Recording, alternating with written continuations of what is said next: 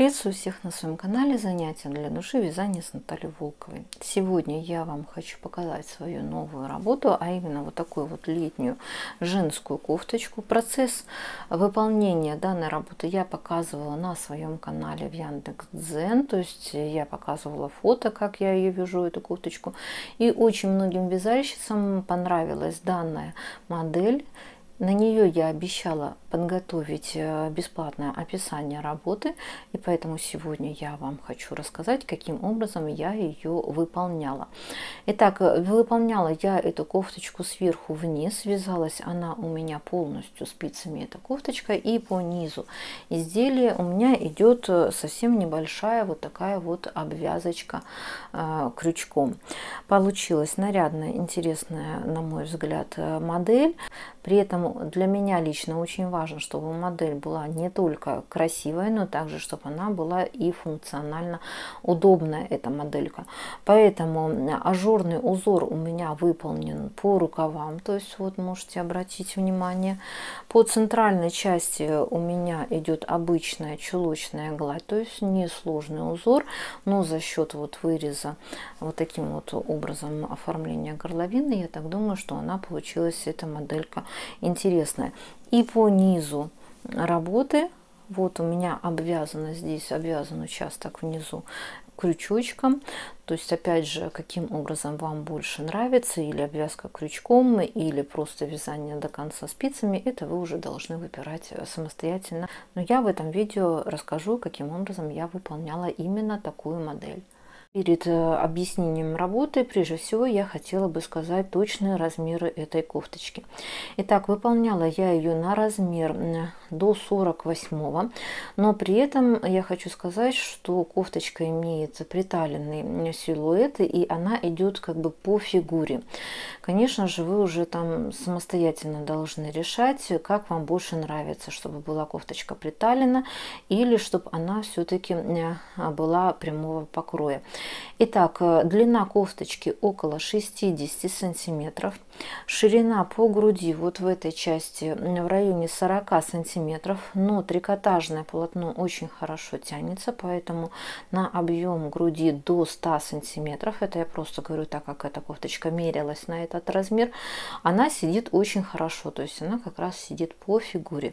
Значит, при этом, как я уже сказала, приталенный вариант, здесь в этом районе у меня по линии талии 35 сантиметров ширина кофточки, и к низу у меня эта кофточка вот таким вот образом обвязана крючочком и имеет небольшое расширение, то есть я это сделала специально для того, чтобы по линии бедер ничего не подтягивало, и чтобы кофточка хорошо и удобно сидела. Итак, по линии ширины бедер у меня получается где-то в районе вот до 47 сантиметров объем. Но, как я уже сказала, до 48 размера кофточка очень даже хорошо сидит. При этом я сделала совсем небольшой рукавчик. Рукавчик у меня связан ажурным узором, и длина рукавчика у меня где-то в пределах 26 сантиметров, и ширина его, сейчас я вам скажу, где-то в районе 14 сантиметров.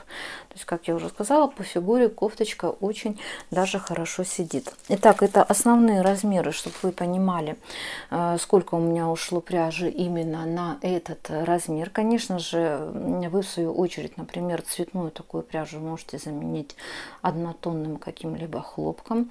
Это уже на ваше усмотрение, но тем не менее, вот именно эту кофточку я вязала из пряжи Rosie Garden. Сейчас я вам покажу, как выглядит эта пряжа. Вот таким вот образом она выглядит. Именно с этой пряжей я работала в первый раз. То есть до этого я работала с пряжей немножечко другой. Это у нас пряжа фирмы Warn Art. Значит, большие моточки по 250 грамм, 1000 метров, 100% хлопок. Именно этот цвет, если мало ли вдруг кому-то он понравился, номер цвета 324. Итак, на кофточку такого размера, как я вам сейчас озвучила, у меня ушел один моточек пряжи. И при этом у меня еще осталось немножко пряжи. Я взвесила вот этот моточек пряжи, он у меня получился в пределах 55 грамм. Значит, это у меня получается вот край моточка остался, вот именно темный вот этот вариант. Поэтому, если вы вдруг решите немножко увеличить размер данной кофточки или, например, связать ее не приталенную или чуть ее сделать длиннее, то вполне возможно, что одного вот этого моточка вам будет достаточно. Ну, а, соответственно, если вы уже на больший размер планируете связать, то тогда вам придется брать два таких моточка или же работать с однотонной какой-либо пряжей с похожим метражом. То есть, в принципе, здесь метраж обычный абсолютно. На 100 грамм у нас получается 400 метров. То есть вы можете взять какую-либо другую альтернативную пряжу и с ней работать. При этом, что я хотела бы сказать сразу о своих впечатлениях у данной пряжи. Как я уже сказала, я с ней именно работала это в первый раз. Это моя первая кофточка. Пряжа просто чудесная, очень мягкая, приятная. Плюс то, что это стопроцентный хлопок. Мне тоже очень понравилось. Очень красивые нежные расцветочки у этой пряжи. Но у нее есть, на мой взгляд, все-таки огромный минус. Это за счет своей скрутки, достаточно плотненькой, эта пряжа немножко косит при вязании по кругу. Очень жалко, что этот минус он присутствует, потому что ну, это единственный, на мой взгляд, минус этой пряжи, но в то же самое время он такой существенный, этот минус. Значит, поэтому я вас решила сразу предупредить, что если вам, например, вот вы категорично не хотите, чтобы у вас полотно хотя бы немножечко оно как бы косило, то вы можете воспользоваться похожей пряжей. Это вот у меня пряжа вот такого плана. Называется она Flowers. Этой же фирмы, точно такой же вес, точно такой же метраж, такая же толщина пряжи, но единственное отличие, что здесь у нас идет хлопок с акрилом. То есть в этой пряже 55% идет хлопок и 45% идет полиакрил. Значит, пряжа очень похожая, с такими же переходами, яркие, красивые, сочные цвета. Но вот именно с этой пряжей я работала уже много раз, вязала по кругу и спицами, и крючком вязала, и перекоса у меня не было абсолютно никакого в полотне. Поэтому вы можете, например, если вам понравился именно такой дизайн, вы можете заменить вот пряжу Rose Garden на Flowers. При этом у меня совсем недавно вышло видео, в котором я показываю новые расцветочки вот этой вот пряжи. При желании вы сможете это видео посмотреть. Ссылочку я оставлю в описании к данному видео. Итак, значит, что значит касается вот этой пряжи, мало ли, если вы вдруг все-таки с ней потом далее захотите работать, будете планировать вязать узором именно с четкими полосами какими-либо, жгуты, то лучше вязать эту пряжу поворотными рядами. Но что касается моей вот этой вот кофточки, то есть, как я уже сказала, выполнена она из этой пряжи. До, можно сказать, третьей кофточки я вязала ее поворотными рядами, поэтому у меня перекоса никакого нет. Рукава я вязала также поворотными рядами, поэтому они у меня ровненькие получились. А центральная часть до именно нижней части, где я вязывала крючком, она у меня связана обычной чулочной вязкой. Небольшой перекос он присутствует, но так как узор не сложный, то это не критично и в глаза сильно не бросается. Это именно что касается вот этой вот модели. Далее, что вам понадобится, это спицы. Я работала на круговых спицах. Основные спицы у меня номер 3. И еще одни спицы, это 2,5. И также вам понадобится крючочек. Я взяла номер 3. Этим крючком я обвязочку делала по низу этой кофточки. Итак, выполняла я эту работу сверху вниз, при этом вывязывала небольшой росток. И сейчас я расскажу, каким образом я работала. Итак, первое, с чего я начала вязать, а вязала я эту кофточку, еще раз напоминаю, сверху вниз. При этом я начала вязать из серединки моточка, то есть для этого здесь специально в этом моточке есть внутри вот такая вот бумажка, для того, чтобы вы не рылись, не искали кончик. То есть вот вы достаете бумажку, и здесь прикреплен вот кончик именно ниточки. Вот отсюда я начала выполнение работы.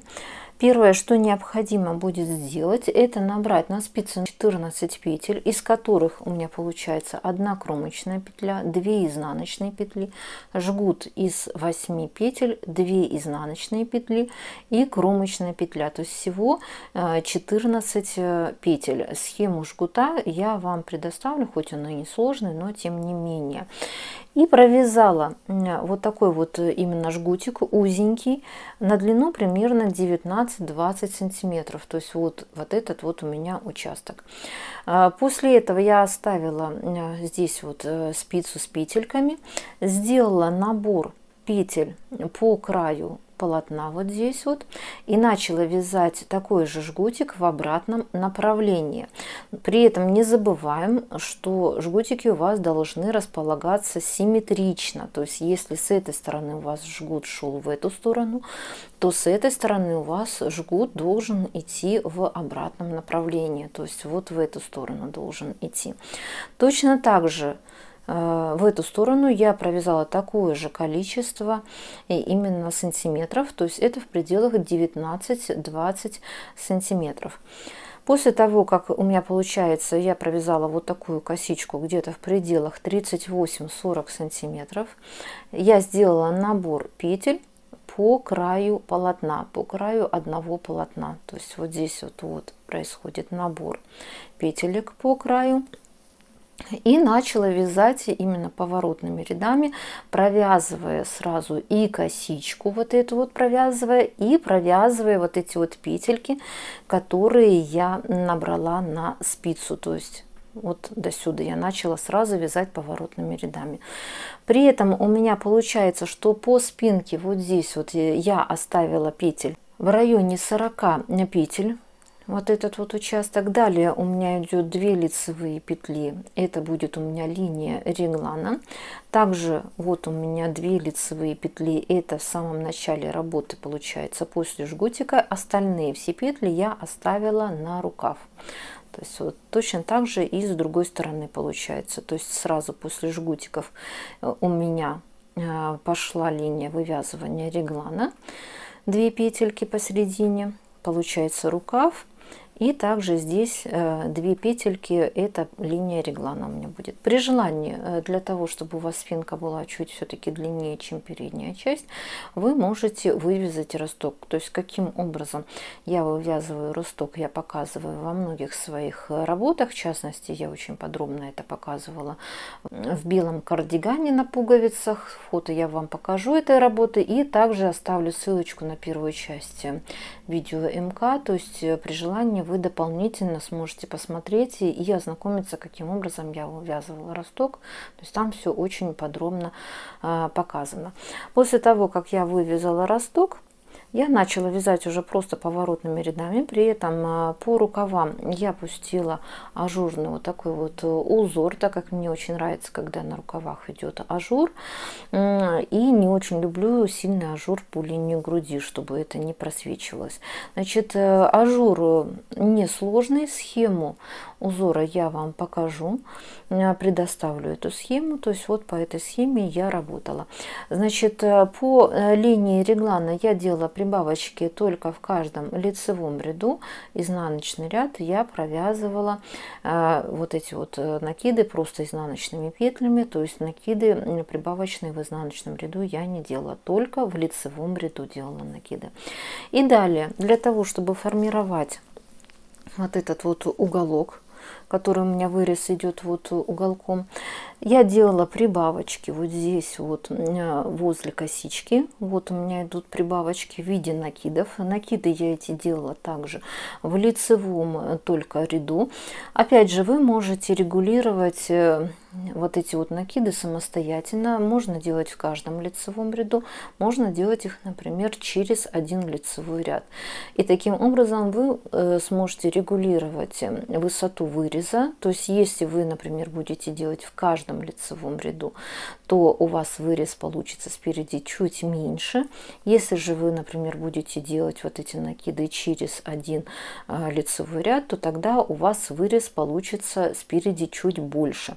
То есть вы уже это должны смотреть самостоятельно, как вам больше нравится. Далее я начала вязать поворотными рядами, при этом вывязывая только ажурный узор на рукавах. Не забываем делать прибавочки по линии реглана в каждом лицевом ряду, как я уже и сказала.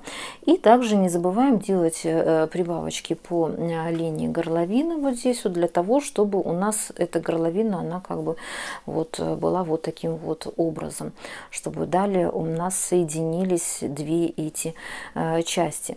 В общей сложности я провязала где-то, сейчас я вам скажу, от плеча у меня получается где-то примерно в районе 20 сантиметров, вот здесь вот. И когда у меня спереди и по спинке получилось примерно одинаковое количество петель, но если, например, у вас грудь большого размера, то вы можете даже большее количество петель сделать наперед, я начала вязать по кругу. При этом, провязав в общей сложности где-то примерно 21-22 сантиметра вот на этот участок, я начала вязать уже по отдельности, получается, вперед и спинку. И отдельно начала вязать рукава. При этом, так как я вязала из пряжи секционное украшение, очень важно, чтобы красиво у вас смотрелось изделие, именно подогнать хорошо рукава. Каким образом я делала подгонку, я очень подробно именно показывала в видео МК в кофточке, которую я вязала крючком. Ссылочку я вам также оставлю в описании к данному видео, то есть сможете ознакомиться с этим МК дополнительно. Но в двух словах, каким образом я делала подгоночку. Значит, я каждый цвет, вот этот, который идет, вот каждый отдельный цвет, делила напополам. То есть у меня получается, что одна половинка каждого цвета, она шла наперед, а вторую половинку я делила еще на две части, и получается вязала один рукав и второй рукав. То есть вот таким вот образом я делала подгоночку. То есть дальше у меня опять же вот один цвет закончился, например, беру следующий цвет, который у меня идет в мотке, делю его напополам, одну именно половинку я беру, вяжу вперед и спинку в круговую, и получается вторую половинку я делю напополам. И уже получается одна четвертинка у меня идет на один рукав, и вторая четвертинка у меня идет на второй рукав. То есть вот таким вот образом я делала подгонку на рукавах. То есть лучше на это потратить время, но чтобы у вас красиво все смотрелось, лучше это, конечно же, сделать. Итак, что касается теперь переднего выреза, более подробно я вам сейчас его покажу. То есть выглядит он у меня вот таким вот образом. То есть после того, как я соединила, уже получается вот две эти части, после того, как я начала вязать по кругу, при этом я начала делать постепенные убавочки. То есть вот здесь вот у меня получается убавочки, вот эти я то, что провязывала по 2 вместе петли, компенсируются вот этими вот накидами, получается, вот они. Эти накиды компенсируются. При этом убавки вот для такого формирования узора я делала не в каждом лицевом ряду, я это делала где-то через один лицевой ряд. Но для того, чтобы узор вот этот не сбивались вот эти вот дырочки, я их продолжала делать, вот эти вот накиды. Но при этом я компенсировала вот здесь вот в этих местах, провязывала в начале 2 вместе лицевой. То есть вот когда я, еще раз повторяю, возможно, кто-то не понял смысл. Значит, когда я начала вязать по кругу, для того, чтобы у меня вот эти шли симметричные дырочки красивые, чтобы не сбился узор, перед тем, как я делала накид, я провязывала вот в этих местах перед ними 2 вместе лицевой. То есть я компенсировала этот накид, потому что если вы не будете делать компенсацию вот этого накида, получается, что у вас пойдет опять же расширение полотна. А здесь уже все, уже не нужно расширение полотна, оно вяжется уже прямо. Поэтому вот 2 вместе провязываю лицевой, И далее делаю один накид. То есть вот таким вот образом. Опять же, например, если в этом ряду я делаю вот именно убавочки в самом узоре, то есть провязываю по 2 вместе петли, то в этом ряду я тогда уже вот здесь вот 2 вместе лицевой не провязываю. То есть я просто делаю накид, и далее я уже провязываю, вот, например, или в этом месте, или в самих косичках я провязываю 2 вместе, или изнаночной, или лицевой. То есть таким образом я вначале сделала убавочки вот в этой части. То есть вот видите, у меня здесь уменьшается количество вот изнаночных вот этих вот петелек. И далее я постепенно начала делать убавления вот в самих этих косичках, то есть провязывая по 2 вместе лицевой, и потом вот у меня в результате вот таким вот образом уже все здесь спереди получилось. Покажу вам более подробно, более поближе, чтобы вам было это видно. То есть вот таким вот образом у меня получился вырез оформлен именно спереди. Опять же, по интенсивности вот этих вот убавочек вы можете регулировать уже самостоятельно длину вот этого участка. То есть если вы будете делать более интенсивные эти убавки, у вас можно закончить вот более коротким вот этим вот уголочком. Если сделать более редкие убавочки, то получается подлиннее немножечко вот этот вот участок. То есть это вы уже выбираете самостоятельно. Итак, после того, как я уже, получается, закончила вязать вот верхнюю часть, закончила вязать рукава, то есть вот так вот у меня все выглядит. Здесь поворотными рядами я вязала, поэтому вот у меня идет внутри вот этот шовчик.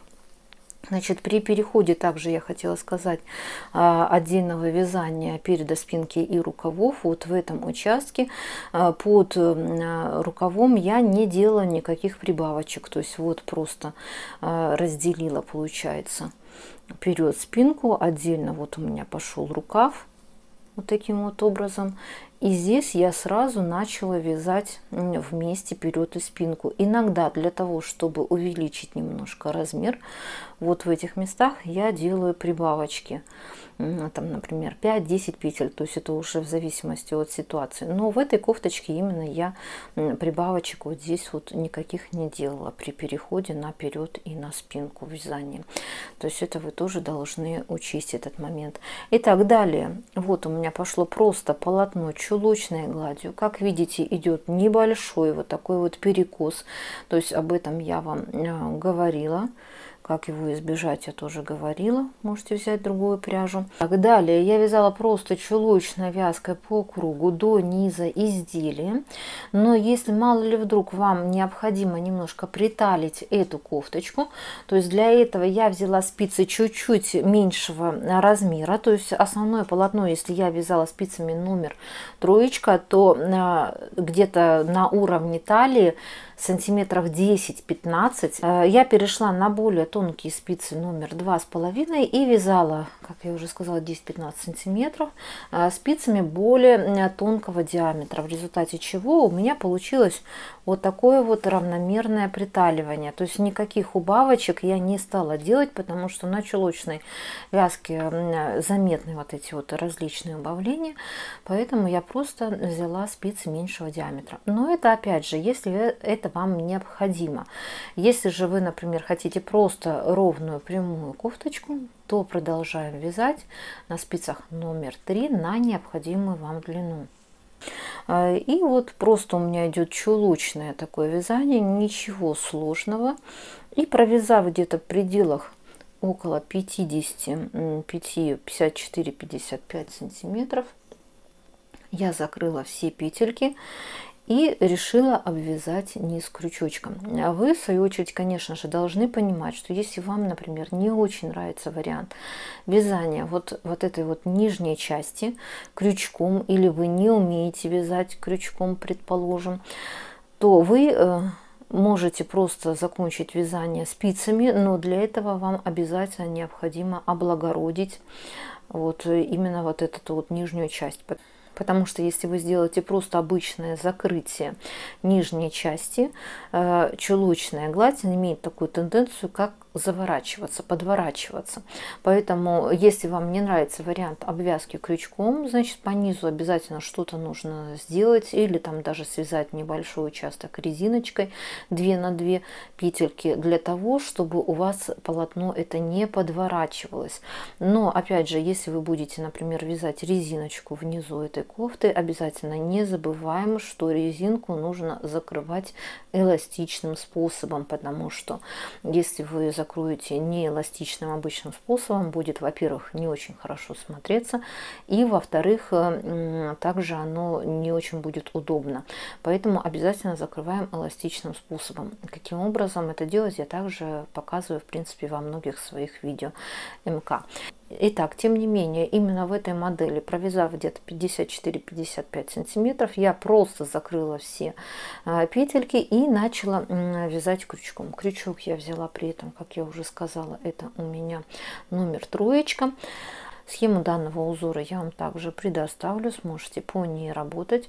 Предварительно я сделала один ряд, вот он у меня, провязала в каждую закрытую петельку по одному столбику с накидом. И далее уже начала вязать непосредственно сам узор. Узор несложный, раппорт узора несложный также, но единственное, что, конечно же, я рекомендую сделать расчет вот этого узора. И если мало ли вдруг вы видите, что вы не очень выходите в раппорт необходимых петель, то тогда в некоторых местах лучше прибавить эти петельки. Не рекомендую убавлять, потому что у вас пойдет сжатие внизу полотна. Лучше пусть оно будет расширение, потому что это у нас линия бедер получается, и поэтому лучше, чтобы полотно оно было все-таки немножечко расширено. Поэтому обвязали первый ряд столбиками с накидами, посчитали, лучше маркерами выставить вот именно каждый раппорт узора. И далее уже получается, что вы начинаете вязать сам вот этот вот узор крючочком. То есть вот таким вот образом он у меня выглядит. По схеме работаем и вяжем. Но опять же, если вам, например, такой вариант не нравится, значит выбираете, что вам нравится. Или обычная резиночка, или, возможно, какой-то другой вариант обвязочки этой кофточки. Итак, это основные моменты, которые я вам хотела рассказать, в частности, каким образом я ее выполняла, эту работу. Очень надеюсь, что все вам было понятно, потому что я постаралась максимально подробно, насколько это можно, вам все это объяснить. Схемы основных узоров я обязательно вам оставлю, поэтому при желании вы сможете сделать распечатку этих узоров и уже по ним работать. Забыла вам сказать, что, да, наверное, кто-то обратил внимание, что по низу рукавчика у меня также сделана небольшая обвязочка крючком. То есть точно так же я просто закрыла все петли. Далее следующий один ряд я провязала по одному столбику с накидом в каждую петельку, и после чего еще один второй ряд я обвязала обычными ракушками, то есть несложный абсолютно узор. То есть тут получается у меня по 6 столбиков с накидом в одну петельку. И получается фиксация через 2 петли. На рукавах я не стала делать такую широкую обвязочку, как по низу изделия. Так, это основные моменты. Кофточка эта многим понравилась, поэтому надеюсь, что вам все было понятно.